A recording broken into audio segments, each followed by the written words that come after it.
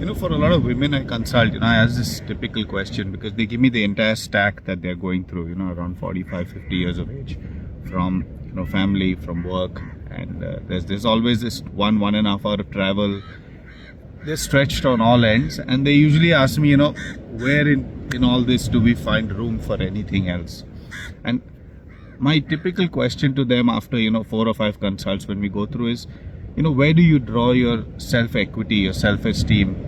Where do you draw your existential sort of purpose from? Now, a lot of them say, it used to be work, because for the last 25 years, from the age of 20 upwards, we have only prepared ourselves to work, much like men were. And of course, the battle was always initially equality in the family, parents making you proud, same as the men. But after 40, I find men start to shift.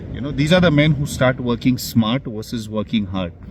They are the ones who realize what limitations they have in their life, and they can only go get that far because talent, pedigree, education, there are many limiters beyond which then there has to be risk taking. Otherwise, you're not going to get to wherever it is you're dreaming of, right?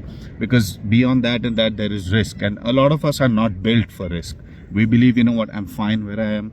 I'm going to continue my life and start enjoying more me time, spend time with friends, and basically seek my happiness somewhere else other than work.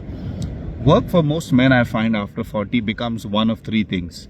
It's either just about the money, which is on the first I get some money, I take it back, I raise the standard of living for my family, and that's very clear. On the other side, it could be purely passion. So they quit work, go start a restaurant or something which is purely passion, or get into art or whatever. Third, it's legacy. So I know many men who continue work thinking my family will take this forward. Fair enough, whatever works. For women, I find that this transitioning vision, where from proving yourself to now what? Now why am I working so hard? Why am I burning the candle at both ends? Is something that I feel a lot of women struggle to answer. And I think when you start making that thought that, I don't need to draw all my equity from this work. Proving myself is a phase of life, which is 20-25 years. I've done it.